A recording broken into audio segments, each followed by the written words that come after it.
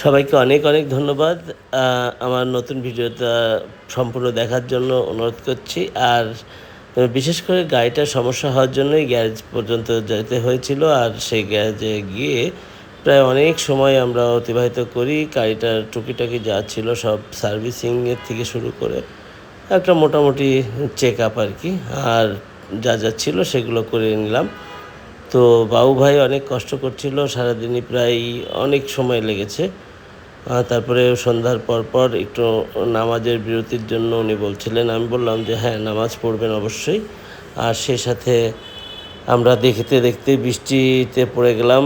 আর মোটামুটি সে বৃষ্টিটা এমনটি ছিল যে ওখানে আর দাঁড়িয়ে কাজ করার মতন ছিল না। তা উনি নামাজেও গেলেন, আমরা বৃষ্টিটার ভিতরে বসেছিলাম আমি এখানে।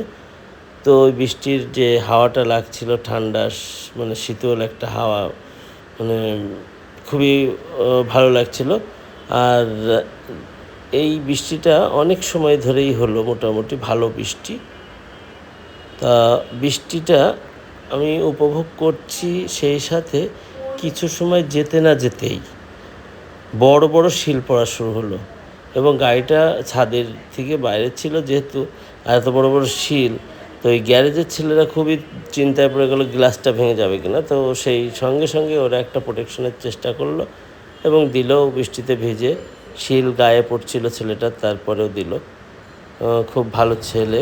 এবং ওখান থেকে আমি চলে আসি। রাস্তায় যখন আস্তে আস্তে আসছি, যেহেতু নামাজের বিরতি, তখন দেখি রাস্তাতে একটি গাছ উপড়ে পড়ে আছে এবং একটি বিদ্যুতের ফ্ল্যাশ সহ। তো সঙ্গে সঙ্গেই যে কেউ 999-এ ফোন করে হয়তো বা ফায়ার সার্ভিস কল করেছেন। আর সেই ফায়ার সার্ভিসে যারা, ওনারা এসে মোটামুটি কাজ শুরু করে দিলেন। আর শুরু করার সাথে সাথে রাস্তার একটা পাশ চলাচলের ব্যবস্থা হলো। আর পরবর্তীতে গাছটা পুরোপুরি কেটে অপসারণ করার সময় আমি দেখছিলাম যে প্রত্যেকেই মানে দায়িত্বশীলভাবে কাজ করছিলেন, ট্রাফিক এবং এখানকার ফায়ার সার্ভিসের যারা এখানে আসছেন, এবং জনগণও মানে কেউ কেউ কাজ করছিলেন। মানে এত সুন্দরভাবে খুব অল্প সময়ে হয়ে গেল।